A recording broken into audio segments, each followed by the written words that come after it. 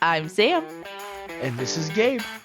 And this is Coaster Wars. All right, ladies and gentlemen, welcome back to the Coaster Wars podcast. For today, we are talking about number 2 roller coasters.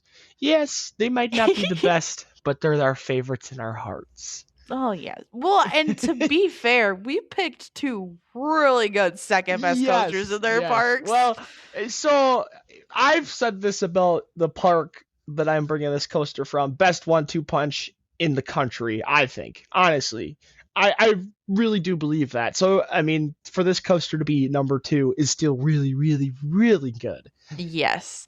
This is also a perfect example, too, where, like, if some roller coaster doesn't appear on our top 15 or we don't think it's the best in the park, it doesn't mean that in and of itself it's not a great roller coaster. Just that we've ridden a lot of them, and sometimes there's just one where you're like, well, this is the best one in the park, but... Yes, absolutely.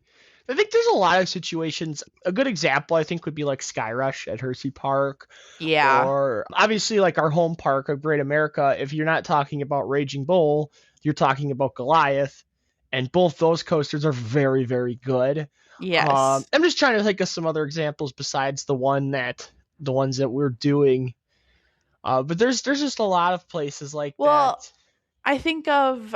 It's not technically 2, it's 3, but the 3 big ones at Canada's Wonderland, and how like different people would probably switch which ones they think are first.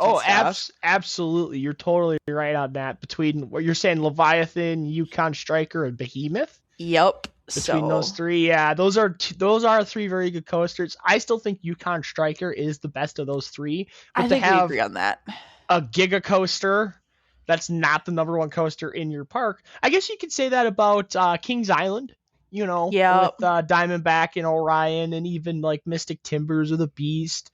Even Banshee. I'm sure a lot of people think Banshee's the best coaster at that park. Yeah. Cedar Point is another one, just because all of the coasters at Cedar Point are so incredibly good. It is hard to pick one of those as the best, especially when you're talking about like Steel Vengeance versus... Steel Vengeance, I would say Maverick. Some people find Millennium, and even Top Thrill too. Even when the original Top Thrill was still running, that was always debate what the best coaster was there. So like you said, there's just a lot of times, a coaster gets thrown, I don't want to say under the rug a little bit, but it gets kind of shoved down just because there's another coaster at that park that's even better. I think that's really what mine was all about, is that it's hard to throw this coaster into the conversation when the one its next door neighbor is so good. Yeah, right? I think this also could be a case too of like when we were talking about the 15 spot in our top 15s, where sometimes you go to a park and there's a clear number 1, but then when you sit there and you try to figure out what the number 2 is, you're like, well, it could be like a couple different coasters. Gosh darn it. Yeah, argued a couple different ways. So, but with that, you want to introduce our fighters? Yes, let's do that. In the red corner, standing at a max drop height of 228 feet and reaching a top speed of 85 miles per hour, hailing from the Aerodynamics and Morgan's Gym and the hills of Pennsylvania, it is Phantom's Revenge. In the red corner, standing at a max drop height of 113 feet and reaching a top speed of 59 miles per hour, hailing from the CCI Gym and the hills of Indiana, it is the Legend. Let the fight begin. Alrighty, so I didn't even stop to consider just the matchup of these two coasters. This is an interesting little battles episode we've got today. Yeah, it absolutely is. It's two very, very good coasters for sure. Yes. So the one that I'm bringing is Phantom's Revenge at Kennywood. It is definitely a standout coaster at Kennywood, and it is the original reason we went to Kennywood, because we didn't even know that Steel Curtain was going to be open. And this one was a Gabe's favorite. He really, really liked this coaster, but it's also just a really good coaster in general. How can you not like a coaster like Phantom's Revenge? It's just, it has a lot of interesting aspects to it. Just a very unique roller coaster. Basically has two different manufacturers for it. That's why I kind of threw that in there in the Yeah. introduction. Yeah. And it's just a really fun roller coaster. It's like the definition of just fun. I love Phantom's Revenge. I love both these coasters. The one thing I will say is obviously the Legend does have a little bit of a head start in this battle just because it is inside my top 15 and Phantom's Hmm. Revenge is not. However, these are two very, very good roller coasters.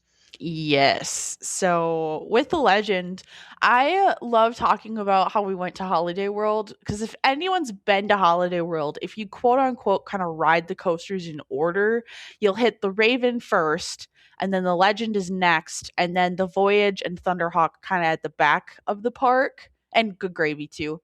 So it was funny because we rode the Raven and we're like, oh, cool, Woody. And then we rode the Legend and we're like, holy crap. And then we got off it and we're like, wait, the Legend is better than this? What the hell? Yeah, yeah, definitely. Yeah, the Voyage obviously being the best roller coaster at Holiday World, but like I said, I still believe this is probably the best 1-2 punch in the United States. I really truly believe that. I think it's even cooler that it is two wooden roller coasters. But I think the biggest thing between these two roller coasters is how diverse they are. Like the Legend is not anywhere close to the same ride experience that you get on the Voyage, mostly because they Hmm. focus on two different types of forces. And I think that's why I say that is because it's not, because a lot of times you see like a bunch of wooden roller coasters like, they all do the same thing. At this park, no, they don't. All three of their Woodies are completely different, which is what's so amazing about Holiday World. Why don't we just get right into the Legend? Okay. Let's just dive right into this bad boy. So the Legend was constructed in 2000, so it is a little bit of an older wooden roller coaster built by CCI, so not GCI, CCI, Custom Coasters International. This is a very unique coaster because it does not focus on airtime as much as a traditional wooden roller coaster would. This is all about laterals. It's all about side to side movement and forces. Hmm. And first of all, this is one of the only maybe like three coasters ever that I've ridden where you can actually feel the coaster hitting the upstop wheels in a turn. Yeah. Like You don't, yeah. that doesn't happen. Like you're going through some of the turns on this roller coaster, and you can actually feel the upstop wheels hitting the bottom of the track, not because of the amount of airtime that is being delivered, but because of the amount of laterals that are being delivered.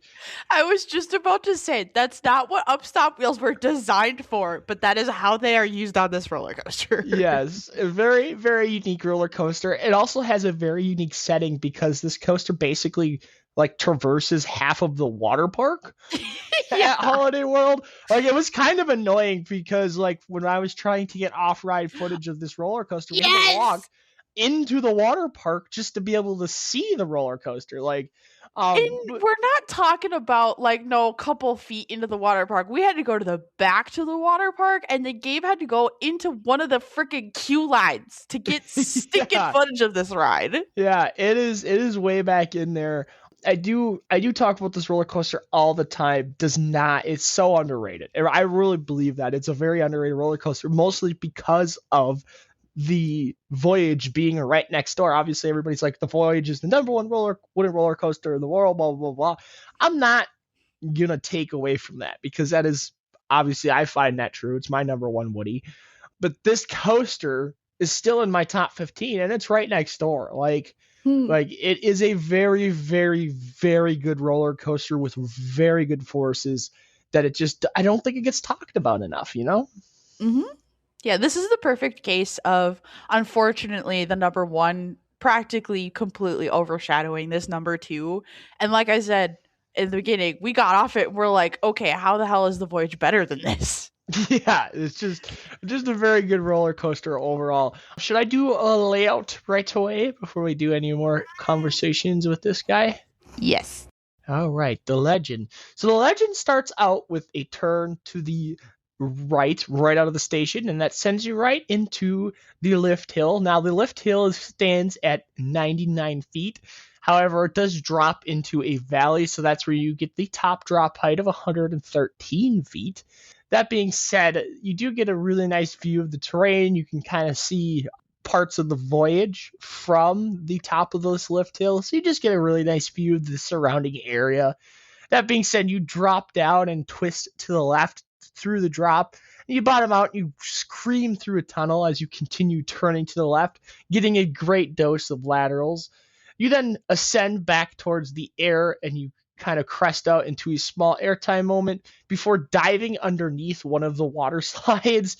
You kind of zigzag and then you pop back up into another airtime moment before you enter a descending helix. Kind of more of a, it's like a banked turn, but as you go through the banked turn, if you're diving back towards the ground, this is a 180-degree turn, giving you some more really good doses of laterals. You then pop up and jump over another piece of track into an airtime moment. You then pop up again into another traditional airtime moment before diving back down into a tunnel. This tunnel then takes you to the right before hitting another airtime moment.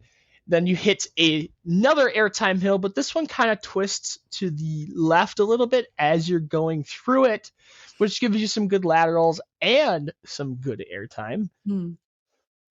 You then pop back up, and then you enter the helix section. Now, I believe RCDB does not have a total degree turn for this helix, but I would say it's like, oh gosh, it has to be like, I don't know, almost 900 degrees. Like you go around like twice Yeah, as you're it's going through it. ridiculous. Yeah, it is just a very long moment.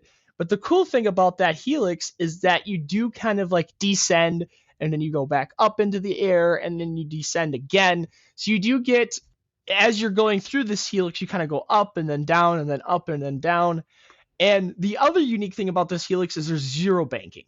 Like even at the bottom of like where you're going the fastest and you're closest to the ground, like you're just absolutely screaming through there and you have zero banking at all. So after this helix section, which basically goes around twice, I would say, you then pop up into another small airtime moment before diving to the left, and then you go into another small airtime hill, which dives under the lift hill. You then pop up into a right bank turn, giving you another good dose of laterals before one small airtime moment. And then you kind of have this like little twister section at the end where then it kind of pops up, turns to the left, dives back towards the ground. You get a little more airtime, then it pops back up again. You bank to the right, you do a full 180-degree turn, and then that sends you back into the station. So it is a very, very simple layout. However, it is a very, very good one. Yes. I want to talk about the fact that this thing has, like Gabe said, it's funny because it's not, as you heard him describe, it's not every turn that doesn't have banking. There is banking on this roller coaster, but then certain sections when you're like, this should definitely have banking, it just doesn't. And those are the ones that really hit those upstop wheels really, really hard. And so that, like, that back section as you're like returning back to the station, the thing with Holiday World is it's got hills and it really utilizes them. And this is another thing with the Voyage too, is that you expect the latter half of this roller coaster to be slower just because you're heading back to the station, and that's like, you know, just a general theme with wooden roller coasters, but it does not. It carries its speed throughout this entire ride. And then another thing with all of the rides at Holiday World is there's so many trees that have been built up, and then with this one too, with you like some rides when they go through a water park, they kind of just go next to the water park and you're like, ooh, there's the water park. That's cool. This one literally goes through one of the water slides. Yeah, like one of So the head choppers is the water slide. It's not the roller coaster. It's the giant tube of the water slide, like right above your head. exactly. So you have this tunneling effect on all of these rides that just makes it feel faster than it actually is. And so you just scream through this entire layout. And like Gabe was saying, this thing is definitely a like laterals and maybe a little bit of ejector, but there's not really a lot of floater on this thing. And so you're There's a just couple moments. So like coming out of the water park. So basically you basically go down the first drop, you hit that turn, you get some good laterals. And then you kind of gradually go through the water park as you're exiting the water park and heading towards that helix section. That's where you get some really good airtime. There's a couple Okay. moments in there where you do get some really good floater. There is the one little like ejector speed hill too. It's not very aggressive ejector, but it's enough to get you up into the restraint. And so that basically, as you're exiting the water park and heading towards the helix section, from what I remember, is the best airtime section. Yep. Really, realistically, this roller coaster is like three parts. So you have the first part, which is like going through the water park, which is really fast paced, really quick, rapid fire pacing with small pops of airtime and some really good laterals and G forces. And then you have the second section, which is the helix section, which is just turning. The whole that whole section is just turning. Yeah. And then as you exit the helix section, then you have the return trip back towards the station, which is again kind of similar to the first section where it's more like airtime pops followed by good G forces and some laterals and some turns and stuff, and then you basically end the roller coaster. It's not an entirely airtime focused roller coaster like you were saying, and so some people obviously are going to be like, this is not for me. But like if Yep. you love laterals, this is probably like the best laterals roller coaster on the planet, honestly. Like 110%. I just remember we were going through the helix section, and like I said, it basically does 2 full laps. But like you're in that helix section, and you enter it, you're like, oh, cool, turning, and then you're like, wait a minute, no, we're still turning. No, no, no, we're definitely still turning. And like as you're going through that section, I remember me and you were just screaming out, we're still Still turning. turning. It Yes. just like seems like it goes on forever and ever. And it's the second lap as you're basically going to the very end of the helix. It kind of dives towards the ground for one last moment, and then it almost, like as you hit the bottom of that curve at the end of the helix, it just absolutely slams you into the side of the train. Another unique thing is is this a coaster where they make you sit on the one side or no? I don't remember now. What do you mean? Like they made the bigger. Oh no, that was actually No. that was Thunderbolt, wasn't it? Yep. Okay, never mind. Forget that. But anyway, it's like it is a coaster where you do kind of have to pick where you sit, because if you have a bigger person on like the inside of the turn, they're gonna squish you a little bit. Like, and Yeah. it's not their fault. They're just being pressed up against the side of the freaking train, because that's how forceful of a roller coaster it is. And that's where you can really feel that train hit the upstop wheels, is in that helix section. But then you can feel it too at the end, because it's such an abrupt exit that you actually slam back down on the carrier wheels. It's just a Yes. very, very unique moment. It's definitely the best moment on the roller coaster, is that helix section, because like I said, you're just like, we're still turning. Like it's just a very unique, aspect to design a roller coaster like that. And then it does have like the changes in elevation too. So you do pick up speed in sections of the helix, then you slow down a little bit, and then you pick up some more speed. It's just a very, very cool, unique roller coaster element. Yes. I was going to say the other helix that like just first comes to mind because it's so iconic is like the American Eagle Rose Bowl. But Oh with yeah. that one, you like are so slow at the top, and then as you descend, you just like slowly building and building and building and building and building, and then the big finale is like exiting it, and it's just like holy crap. Where with this one, you go into it so fast already, and then like you said, with those elevation changes, it's like it brings you up and you like get a tiny little bit of a break, and then it goes back down and you're just whipped back into it. And then at the same time it's longer too, so you're like, how the hell are we actually still turning right now? Yeah. Well, that, and then they throw the tunnels on top of everything, so it Yep. does give it that little bit of a disorientation, because you don't exactly know where you are in that helix until you exit that last tunnel, and then you're like, oh, here we go. There's finally the end of this turn. Like, it's just, I absolutely love this coaster. I think I rode, I don't know about you, but I definitely rode this coaster more than I did the Legend, or than the Voyage. And I don't know. I fell in love with this coaster. Like I said, obviously the Voyage is at the end of the day the best Woody on the planet. But like the Legend, it's not that far behind. It really isn't. No, it's not. There is a reason that it appears in both of our top 15s. Like, Yes, seriously. absolutely. Just a very, very good roller coaster. Yes. But with that, do we want to switch gears here? Talk about another really Yes, good coaster? yes, Oh, we have Phantom's Revenge, originally yes. known as, I believe, just the Phantom or Steel Phantom. That's what it Steel was originally Phantom. known as. Yes. Yes. Now this was a coaster that What the was heck are you built. doing? This is Oh, my coaster. okay. Well, I like talking about this roller coaster. It's a good one. Fine, you talk I about it then. I'll mute my mic. I'll give I'll give you your moment, but let me at least introduce it, okay? Okay. So, Phantom's Revenge, like Gabe was explaining, opened originally in 1991 as Steel Phantom as an Aero Mega Looper. So, this thing used to be a 200-foot roller coaster built in the 90s that went upside down, which is ridiculous. I'm kind of sad that I didn't get a chance to ride it. But so when Steel Phantom opened, it was the steepest and fastest at the time, and it was the first hyper to contain inversions. And received really mixed reviews when it opened. Some people really appreciated the unique and thrilling experience, while other people didn't like how rough it was, and they didn't like the shoulder restraints because it created like a head banging motion. So, after waning support for this roller coaster and fans and such, it closed for the 2000 at the end of the 2000 season and opened in 2001 as Phantom's Revenge, and it had a major overhaul by D&H Morgan.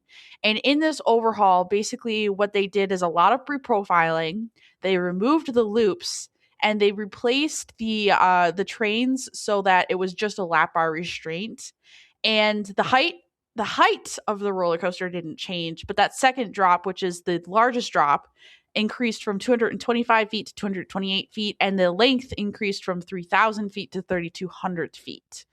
So when we get into Phantom's Revenge, it has a height of 160 feet. That drop is 228 feet, a top speed of 85 miles per hour. And this thing, guys, is ridiculous. And Yes, very much so.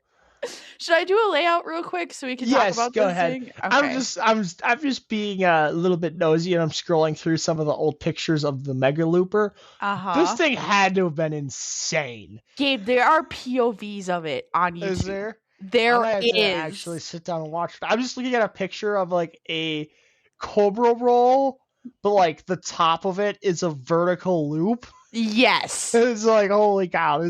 I do wish I kind of would have been able to experience that roller coaster because Right? this thing does look insane. It looks stupid, Yes. ridiculous. All right, so when we get into the layout, you have a very slight right out of the station, but it brings you right into that lift hill. And in true either Arrow or Morgan fashion, it is one of the slowest lift hills on the planet. I'm sure it takes probably about a minute to get you up there. But after that, you then drop into a curved right 160-foot drop before straightening out at the bottom, where you then pop up into almost what I think is almost as high as the first drop. And you have like a slight right at the top that kind of like yanks you before it straightens back out, and you drop into the second drop on the ride, the tallest drop, this 228-foot that like dives down the hill. But the other thing about this drop is I don't know if it was during reprofiling, or I don't know if this is how it originally was with the Arrow. I feel like it was kind of funky. And tell me if you remember this, Gabe. It was like you would crest over and you would drop into a little bit, and I don't know if it was because the angle changed or something, but then it was like all of a sudden you would like slam down onto the track and then dive into this drop. Honestly, that just seems to me like an arrow profiling that they just didn't Okay. fix. Is probably what that was. I assume because based off the pictures that I was looking at, I believe the first drop and then that first, I guess we can call it an airtime hill into the second drop did not change from what Okay. I understand. Yeah, that's what I Um, got too. So, so and then it's after that that's where they started doing obviously a lot of the reprofiling of the track because then they took the inversions out and yep. stuff. Yeah. So I don't know. Obviously I've never experienced the original, so I don't know what the layout and how it traversed through it, whether the pattern was the same and everything. But I believe even that pull out of the that second drop I believe is original I think too. From the And then POV it's that I after watched, that. you're very much right. It's like the whole beginning section of this is pretty much the same, and the pullout is the same because that pullout is super intense, and that's what brought you into the first inversion. So, anyways, so after this drop down, so you drop down 228 feet. It drops down off the like hillside, and you also dive under Thunderhawk. Is it? No, it's Lightning Bolt. Oh my god. Thunderbolt. Thunderbolt. Okay. Cheese and fires. You dive under Thunderbolt, which you're pretty goddamn close to that thing when you dive under it. And you then have a banked left turn pull out that continues in this like big sweeping motion. You end up going, I think, what is actually 180 degrees, maybe 270, but you like it's a very low to the ground pull out, and then you kind of keep turning left, but then it ascends as you go up and then it descends, but you're still like turning left the entire time. And as you're coming back down, you are gathering speed before straightening out and flying into a banked right turn that it sends back up the hill under Thunderbolt again. And there's a little airtime pop kind of like right under Thunderbolt Little. before It's not little. It's very violent. okay, that when I describe something as little on this ride, it must be pointed out that you feel it much larger than it looks on the POV. Yes. Okay, in the POV, it just looks like this little baby hill. But Gabe is so right. When you actually go over it on the roller coaster, you're like, that thing had to have been like 20 feet tall. Like, Yeah. so. And after you come under, there is you go back into that banked right turn into another big sweeping turn, and that leads into, I call it a speed hill. It's also like a slight left leading into an ejector airtime hill, into a low to the ground banked left turn, into, I called it like a double down because you went down like twice. No, it's definitely a double down. Yes. Okay. With again, great ejector before another big sweeping close to the ground right turn that leads into the final. I call them ejector airtime hills, but they look like, regular airtime hills. It's just you go over them so violently. And then you also so you go over this hill and then you have a final pop into the brakes, which is also another ejector airtime pop. So I say this all the time when we talk about coasters is like when you say the layout out loud like that, it doesn't sound like much. But this thing is ridiculous. It's crazy. It was so much fun. The drop is awesome. The pullout, crazy intense. The ejector moments, stupid. Like, and then on top of that, did it have seatbelts or was it just the lap bar? It did have a seatbelt, but it wasn't like it was just like a retractable one. So like you just basically pulled over and it clicked in. Yep. It doesn't really hold you in or anything. But the lap bar was like very, very minimal for the amount of ejector airtime you experience on this roller coaster. That's what I was also going to point out is that some of the roller coasters out there, half of their experience is the sketchy restraint system that they contain, and this is one of them. This thing should have maybe a little bit more of a lap bar or something, and it doesn't, and it kind of makes it amazing. Yeah, it's definitely, this is a coaster where the lack of a restraint system is probably what makes it so exciting. That being said, I didn't realize how similar these two roller coasters are. Like, Actually, because once again, you have well, this is more like 2 sections than 3. yeah, But so you have obviously the first drop, and then you pop up into like a small airtime moment. But then in that, you have that big, huge sweeping turn where you dive all the way down to the ground and then you extend all the way back up. Really similar to the Helix on the Legend. yeah. It doesn't, obviously it doesn't last for nearly as long, and the elevation changes are a lot more dramatic on Phantom's Revenge because it's just a lot taller roller coaster. Mm-hmm. But like that turn is very Legend-esque, but I remember it more as a G-force turn because of the banking versus the laterals. But you do get a little dose of laterals, I think, at kind of entering it and exiting it. But then you have the second kind of big banked sweeping turn where you send it back up, more towards the station level. And once again, it's very, that one definitely is more lateral-esque, I Yes. think. And Yes. then you have the second half, which is really rapid fire, ejector, airtime pacing with a couple of turns added in, kind of like the end of the Legend. So it's like, I didn't realize it, but these coasters are very, very similar. Yes. Yeah, it's funny how you realize that once you're actually Yeah. explaining the coasters. So, That being um, said, obviously Phantom's Revenge has the advantage of being way bigger yes. and a lot Yes. better top speed. But Yes. So, and I was thinking about this. It's just random things that pop into my head when we're doing these episodes. I think I would have to look, but this might be the first time we've done a steel and a woody at the same time, where the steel one is actually older. oh, really? I I would have to look, but I think Huh, it might be true because interesting. a lot of the Can you times, say that though? Because the rebuild was in 2000, which is when uh well, then they're the the same Legend opened. age. Yeah, I was gonna say, I don't know, and calling it older is a little bit of a stretch, a little. Fine, fine. But no, the thing I like to talk about this roller coaster though is the ejector airtime is just absolutely. I mean, we're talking like Magnum style Yeah, airtime, just yeah. violent, but it does have a lot comfier restraint system than Magnum does. I will say that. The other thing that this coaster does really well with its airtime is it does throw a little bit of like it has a couple that are just like straight up ejector airtime hills, but it does have a couple moments where they do throw some laterals in. And then like you were saying, there's just like a few of those turns you could almost tell like I feel like going off that first drop, right? Because Mhm. obviously now that I'm looking at it, they did make that. Or I'm sorry, the second drop. They did make that second drop a little bit deeper. So I think maybe what you're talking about at the top of it, where you kind of like slam down into it, is it might be a transition point, right? Yep. And then you have the big sweeping curve, then you dive back towards the ground, and then as you're ascending underneath Thunderbolt, you have like another one of those like I almost want to call it a speed bump more than an airtime hill, but it just kind of gives you forces of airtime, right? That Yep. might be another transition point where they're linking the old coaster to the new coaster, right? So I think Oh. that's where you get some of those weird moments is where you could Yes. you could just kind of feel where the two coasters came together, right? The old Steel Phantom and the new Phantom's Revenge.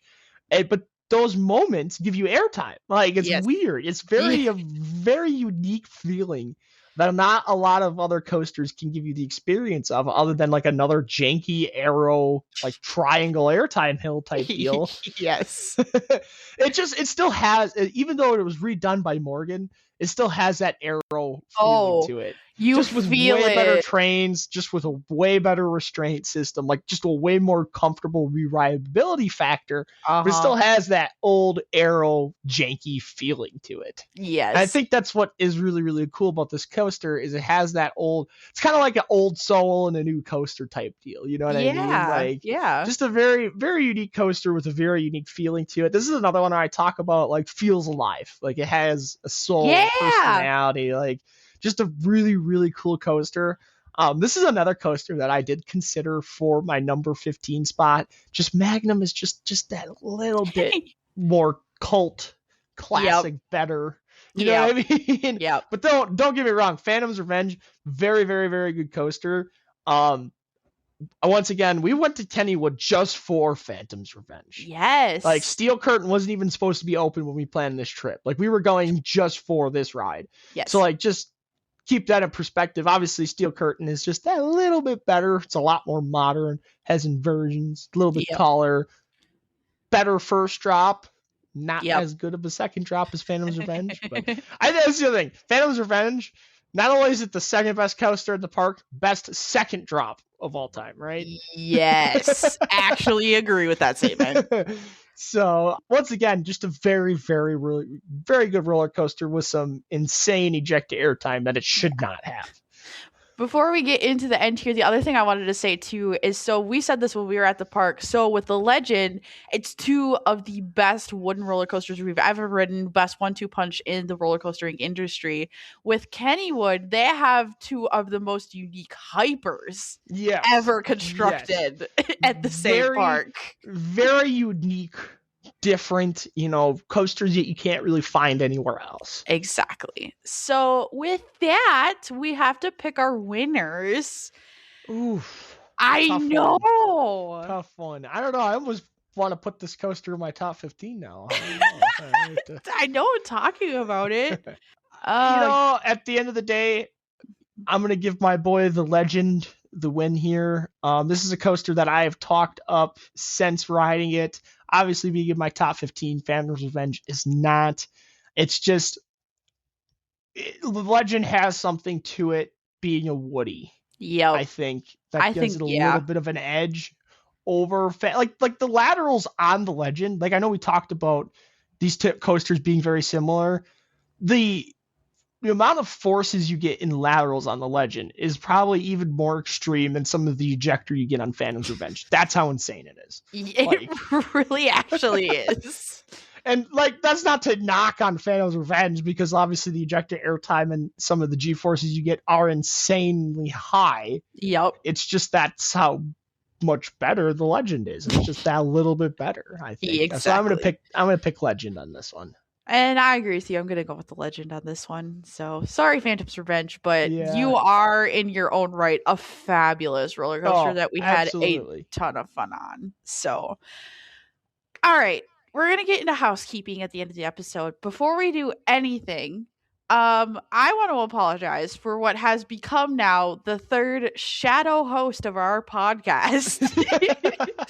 She's If- around, Yeah, so you guys have probably heard her, and I think I've mentioned her in a previous episode. My beautiful baby girl, my cat, her name is Coco, insists on screaming at me for whatever reason. So, and it's usually because I haven't fed her, but I've been doing that before we record, and she still insists on screaming at me. And if I try to lock her in another room, she will just scream louder. So, I want to apologize for everybody that her meows are in the background. And I just recently, I can't believe I didn't think of this before. You can also sometimes hear the jingling of her collar. So I took that off today, and I will be continuing to do that for future episodes. So it happens, Sometimes the fur baby's got to make an appearance. Kaya came into my room at the beginning of this episode, and then I had to mute my mic real quick. So that's my puppet dog. yeah, She was definitely about to bark too. So quick, hit the mute button real quick and kick her out. Sorry, my baby, but yes. So, all right. Getting into podcast schedule. So we are, after this episode releases, we are going to be heading into our Christmas/New Year's break. Just going to be a couple weeks off for us. So normally our episodes release every Friday. So you will not be getting an episode on December 26th or on January 2nd, but we will be returning on January 9th. But I'll either be hungover or at work, one of the two. We'll see. Yeah. Well, you could also be hungover at work. Well, good possibility. Good possibility on that one. But coming back from our break here, we have a very special episode that, because of course we are, but consistently inconsistent. So we have changed our schedule once again, but for a very special reason. We received yet another listener episode, and we're just so excited to have these that we decided to slot it in here. So our suggested episode comes from Desi, and she suggested best inversion. She actually, same thing with our previous episode, gave us a couple different suggestions, but this one just sounded very cool, and it gives us yes. And it gives us an opportunity to talk about two coasters that we first haven't talked about, and two very cool coasters to talk about. Yes. So I would like to do a little disclaimer on mine. Obviously the coaster, and this gives you guys a little bit of a hint. You're never gonna, I guarantee you right now, I tell you what, if someone can guess my coaster, we will shout them out in the episode in the next 2 weeks. If you can send us an email, I will give you a hint. It is not Iron Gwazi and the Death Roll. It is not Goliath. and the Zero G stall. Which I It's totally not. thought he was gonna pick. Yeah. Well, I wanted to go in a little bit different route and talk about a coaster we really haven't mentioned Okay. ever at all. Okay. I guarantee you this coaster has not been mentioned in any of our episodes. I I can agree almost with you. 100% guarantee you that. I wanted to shine some light on a lesser known roller coaster. Let's put it that way. It's also not Cannibal. It's not the Lagoon Roll.